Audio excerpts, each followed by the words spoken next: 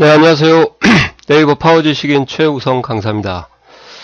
자, ITQ 엑셀 2010 버전 제 3작업에 대해서 설명을 드리도록 하겠습니다. 3작업은 부분합하고 피벗 테이블인데요. 먼저 부분합하고 피벗 테이블이 왜 필요한가를 설명을 드리고, 그리고 본강으로 한번 들어가도록 하겠습니다.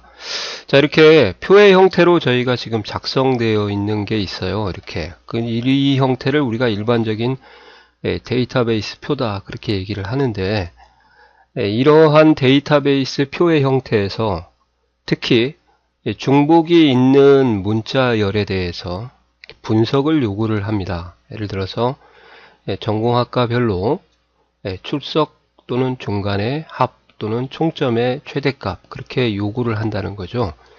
그랬을 때 해야 될 게 뭐냐, 바로 부분합과 피벗 테이블을 통한 분석을 해야 된다, 그렇게 알아두시면 좋을 것 같습니다. 자, 그래서 이러한 형태의 일반적인 표를 통해서 분석을 할 때 가장 많이 사용하는 게 이제 피벗하고 부분합인데요. 저는 개인적으로 이제 피벗 테이블을 많이 쓰셨으면 좋겠는데, 먼저 부분합부터 설명을 드리면, 부분합은 이렇게 중복이 있는, 가령 전공학과로 뭐 분석을 하고 싶다 그러면 이제 전공학과별로 끼리끼리 모이게 한 후에 그 아래 서머리를 이렇게 표시를 해주는 겁니다.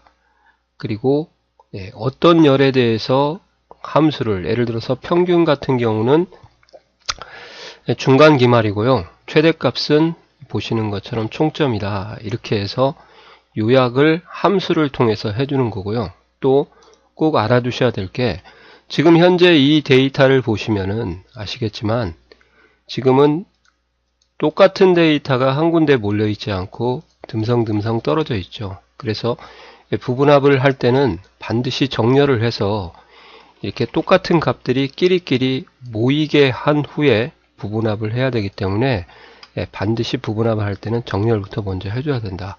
또 정렬에 대한 것도 공부를 하셔야 된다. 그리고 두 번째는 경국컴이라고 하는 이 그림을 보고 ITQ에서는 오름차순인지 내림차순인지도 본인이 좀 결정을 하셔야 됩니다.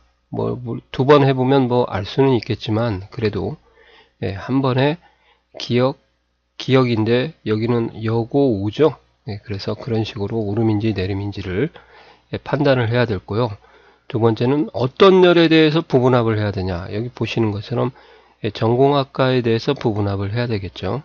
서머리가 이렇게 나오니까 경영, 평균, 최대값, 즉 전공학과의 함수, 그렇게 나오겠습니다.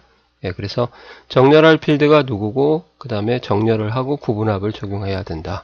함수는 두 가지가 꼭 나오니까.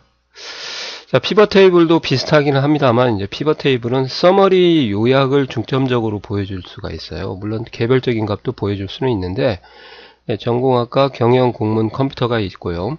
거기에 대한 함수들을 통해서 요약을 이렇게 표의 형태로 간단하게 요약을 해주면 피벗 테이블이다, 이렇게 얘기하시면 되겠습니다.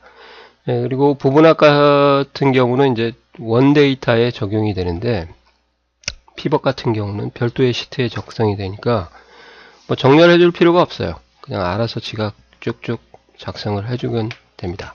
아시겠어요? 그래서 일반적인 표의 형태에 문자가 중복이 되어 있을 때 그거에 대한 요약을 해주는 기능이 바로 부분합과 피벗 테이블이다.